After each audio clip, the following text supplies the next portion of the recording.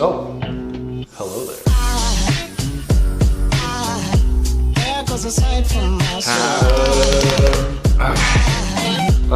So this series is actually going to be teaching you guys how to vinyl wrap, what to look for, what not to do, and all kinds of other things. This first episode, I'm just gonna kind of go over all the basics of what to do, what to expect, what you might not even know. If you're watching this episode, I will link everything down below as far as if you just wanna skip the very beginning and go straight to kind of where to start with a vinyl wrapping business. So here we go. The overview of this video is basically, I'm going to talk about paint versus vinyl. Common terminology, this is for very, very beginning people, okay? So if you kind of already have a general idea, you might want to skip to the next episode. I'm also going to talk about workflow and kind of work ethic, how to get started. So whether you're a hobbyist or you just kind of want to make some side money or even a business. And as far as business goes, what to really expect when you start vinyl wrapping. It's not what you think. And last but not least, I'm gonna go over how you're gonna get customers into your garage or shop. All right, let's get started. So first of all, I'm gonna talk about paint versus vinyl. Paint is obviously a lot more expensive, but a lot more permanent. Vinyl generally, by major manufacturers, lasts 5 to 7 years. Most installers will give some kind of warranty with installer defects as well. Why I pick vinyl, why I try to talk people into vinyl. Vinyl is something where you're not gonna have to spend, you know, $8,000 on a crazy paint job. It's something a lot cheaper, a better alternative. And most of the time now, people don't even keep their cars for more than a few years. So as I continue to make episodes for this series, you're gonna hear a lot of terminology. Some of the basic terminology you're gonna hear is really popular ones, post-heating. It's just that, it's after heating. So whatever you do, you heat it afterwards. A lot of times you're gonna actually hear post-heating as far as when you go around corners, and door handles is a very popular thing. Some other terminology is going cowboy, or I just call it pulling the backing off. So you'll lay the vinyl out and you just pull the backing with it. And what that does, instead of pulling the backing off, you know, over here away from the car, when you pull it off in the car, you're reducing a lot of the chance of debris coming up from static electricity, because you're going to create static when you pull that backing off. It's a very good work ethic to kind of try and keep to. Another big one that you'll hear is glassing out. Glassing out is actually the terminology to where you'll lay, depending on 2 or 1 people, how you do it, you'll lay the vinyl out, maybe heat a little bit, and really pull it down. It's not quite stretching it, but making it taut to where it looks like glass. Other than that, there really isn't a lot of starting terminology. It gets a little more advanced. So say you've made it this far and you hate yourself and you want to wrap your car, your friend's car, family member's car. Here's kind of a workflow to stick with. If you can remove it, do it. It's gonna make your life a lot easier overall, and you'll thank yourself later. Because it's super unlikely that you will want to or even be able to make a perfect clean corner without removing the majority of stuff.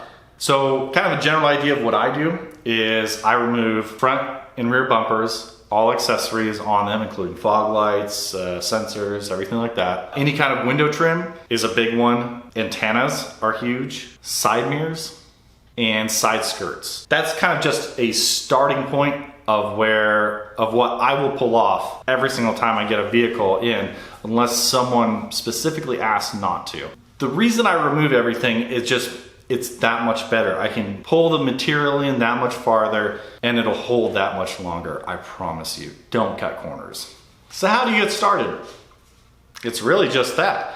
Get your basic tools. They have them on Amazon as far as squeegees, tucking tools, 3M knifeless tape. I use some type of alcohol, whether that be isopropyl or denatured alcohol. Try to get it around a 50-50 margin. Invest in good blades, even though they're still not very expensive. The blades I use, I think it's, I don't even know. I'll just link it down below. It's super cheap. And then vinyl. We come to vinyl. Brands. Everybody has their favorite brands. I get it. But the major brands that I will steer you towards, no eBay, no. 3M, Avery Dennison, Hexus, Oracal, and a new vinyl that I really like is Cheetah Wrap. After a while, you use a couple different brands, you're really gonna notice as far as like heat, stretching, what's gonna stick and adhere. You're gonna get used to it. You'll kind of get a gist of what each brand does. And I will kind of go over those brands in a different episode, but that's more of an experience thing. You really need to just maybe even order 5 feet of each type and just try it out. See what you think and go from there. Because everyone online is gonna have their own opinion. And I do have a brand that I avoid like no other, but I'm not gonna talk about them. So, yeah. All right, you wanna get your business started doing vinyl wraps. Where do I start? Where do I begin? How do I even do it? Well, first things first, as far as legalities go, you should probably get an LLC or some kind of business license. Second, if you just want to kind of do your family and friends to kind of feel it out, that's a very great option instead of just jumping right into it. I would generally say you want to get at least a handful of full car wraps under your belt before you decide to wrap, or a lot of accessories. So we're talking like shark fins, door handles, side mirrors. If you can generally tackle those, you'll be fine. I still to this day do about 75% of my vinyl wrapping out of my garage. And it actually pays even better to be mobile. So a lot of jobs I charge to go out to these people's garages or shops and wrap myself. That is one of the biggest things because people don't like driving all the way to you and dropping their car off just randomly. So I highly recommend being mobile and for one day things like hoods, roofs, trunks, maybe even front bumpers. To me it pays off. I charge extra for my time and for gas. So it's a win-win. Well, James, where do I even go to start getting these people to let me wrap their cars? Facebook Marketplace. That's the place. You can try Craigslist and a few other avenues. For me, 90% of my business has been through word of mouth and or Facebook Marketplace. Facebook Marketplace is amazing. I join a bunch of groups. I post at least once every other week on there. Pretty much it. I get a lot of people on there, a lot of business through there, and it's my personal favorite avenue to go through. Don't let me fool you though. It is not the easiest thing in the world. So vinyl wrapping itself already is a difficult thing. Then you have to deal with customers. I've even put a ballpark pricing range in my ad, and I still get questions that will baffle you to this day. But Mako can do it for way half your price. If I hear that name, Mako, one more time, I'm gonna lose. Well, my buddy's 3M certified and he does roofs for $100. Great! Because trust me, at the end of the day, the people that will say, oh, he does it for $100 less, or he's half the price for a full color change wrap, guess what? The wraps are probably not quality.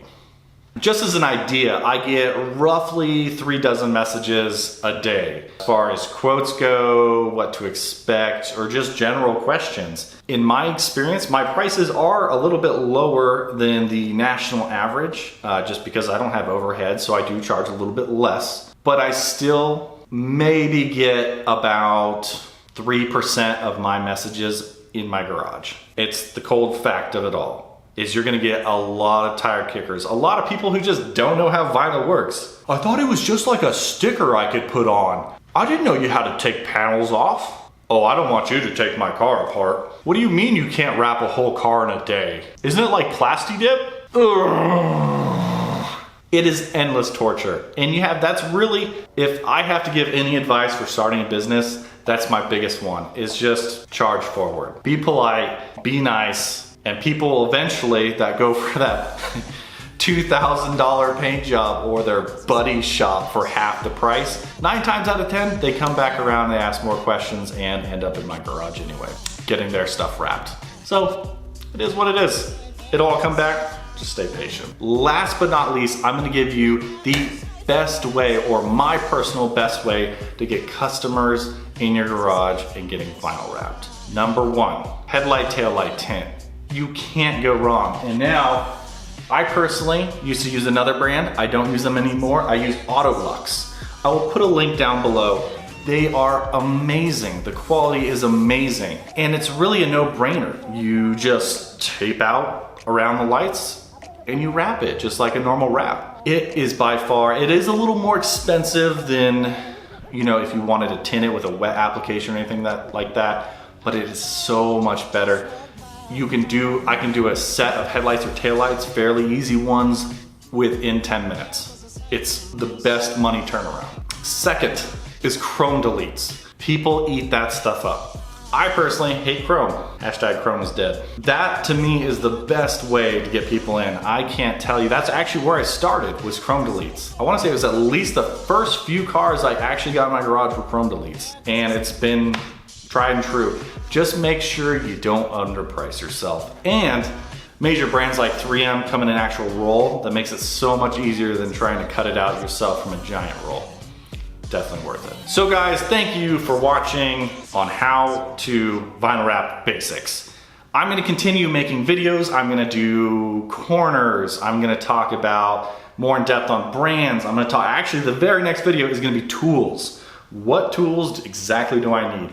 So far, I'm roughly about 8 to 10 episodes of just how to vinyl wrap on each section. So please subscribe down below and like this video, and stay tuned for the next episode. 1, 2, 3, funk it. Last but not least, I'm actually gonna go over kind of fuck!